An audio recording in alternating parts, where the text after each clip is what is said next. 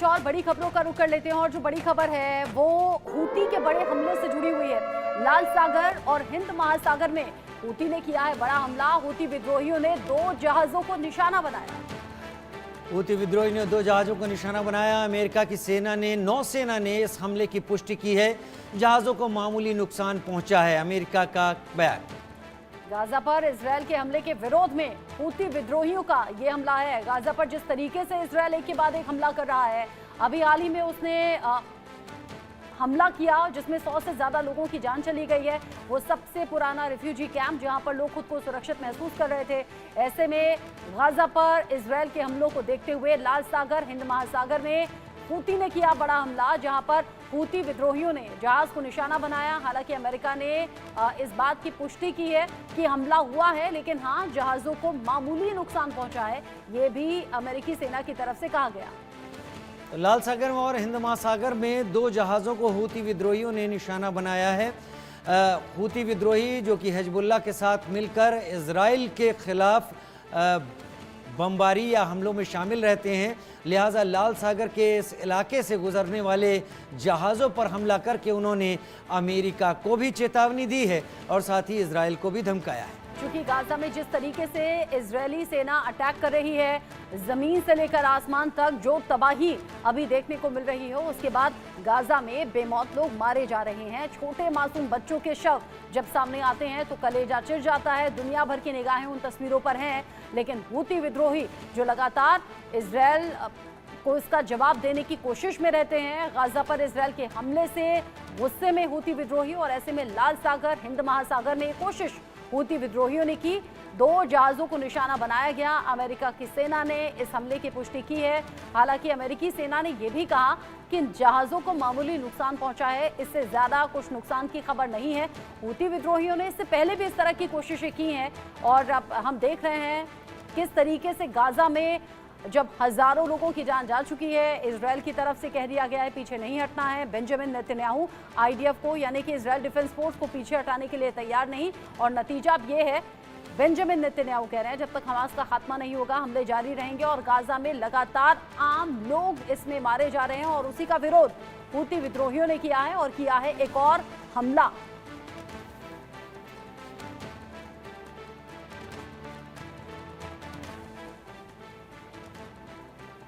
एक बार फिर जानकारी दे देते हैं आपको। हूती विद्रोहियों ने लाल सागर और हिंद महासागर में 2 जहाज़ों के ऊपर हमला किया है। इन जहाज़ों को मामूली नुकसान पहुंचा है, ऐसा अमेरिकी नौसेना की तरफ से बयान सामने आया है, क्योंकि इलाके में अमेरिकी नौसेना भी मौजूद है।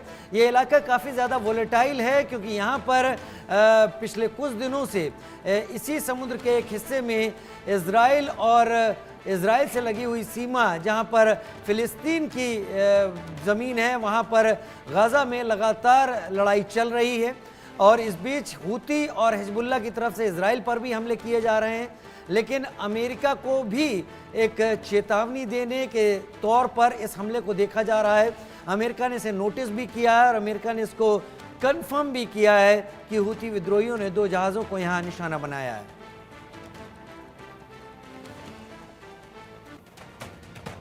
आगे बढ़ेंगे। आगे बढ़ते हुए अगली बड़ी खबर का रुख कर रहे हैं। पाकिस्तान की सेना अफगानिस्तान में चलाएगी ऑपरेशन, इस तरह की जानकारी मिल रही है। टीटीपी के ठिकानों को खत्म करने के लिए ये खास तौर पर प्लान तैयार किया गया।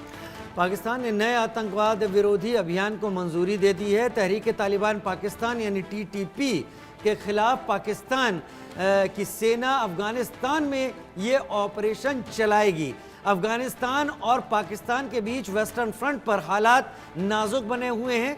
लगातार अफगानिस्तान और पाकिस्तान की सेना के बीच में टकराव होता रहता है। इस पर तहरीक तालिबान पाकिस्तान के ठिकानों को ख़त्म करने के लिए पाकिस्तान की सेना किस तरीके से अफगानिस्तान में जाकर ये ऑपरेशन चलाती है, ये भी देखना होगा। लेकिन इस बात को भी समझना होगा, पाकिस्तान सरकार के नए आतंकवाद विरोधी अभियान के तहत अफगानिस्तान में टीटीपी के ठिकानों के खिलाफ ऑपरेशन को मंजूरी दी जा सकती है।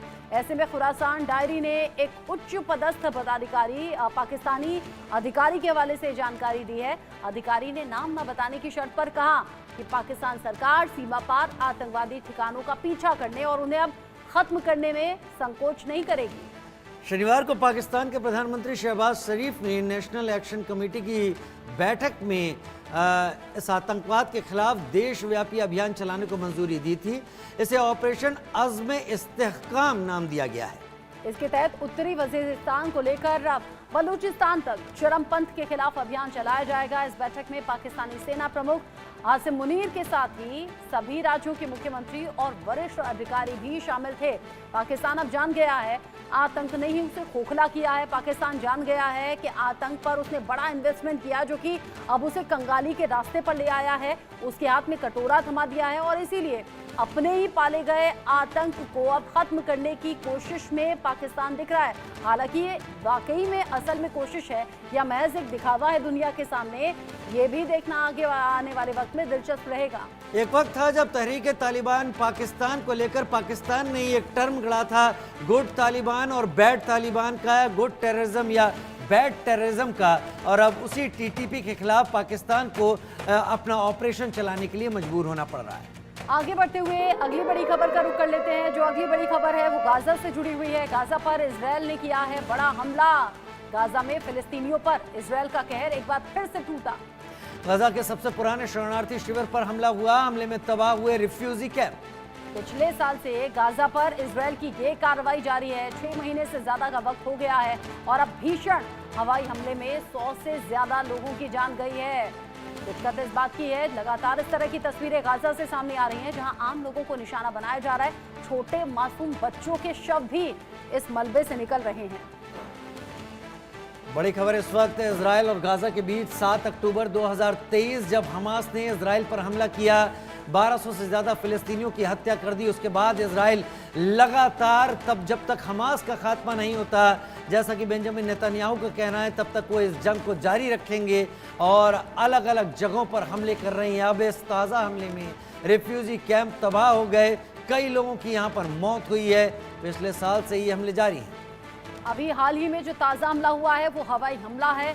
हवाई हमले में तबाही सबसे बड़ी होती है क्योंकि बिल्डिंग्स धराशायी हो जाती हैं। वो जो मलबा है, मलबे का ढेर बड़ा होता है और उसमें जहां तहां लोग फंसे होते हैं, या तो अपनी आखिरी सांसें ले रहे होते हैं या तो दब के मर चुके होते हैं। और ऐसी तमाम दिल दहलाने वाली तस्वीरें इस वक्त गाजा से सामने आ रही हैं। फिलिस्तीनियों पर जो कहर बनकर टूट रहा है उसमें कई देश सपोर्ट में भी आते हैं। इजरायल से जंग रोकने के लिए भी कहा गया है, लेकिन बेंजामिन नेतन्याहू जो कहते हैं हमास का जब तक आखिरी आतंकी ना मारा जाए तब तक ये ऑपरेशन जारी रहेगा। जबकि कितने ही डिफेंस एक्सपर्ट का ये मानना है कि हमास आतंकियों का समूह जरूर है, लेकिन ये विचारधारा भी है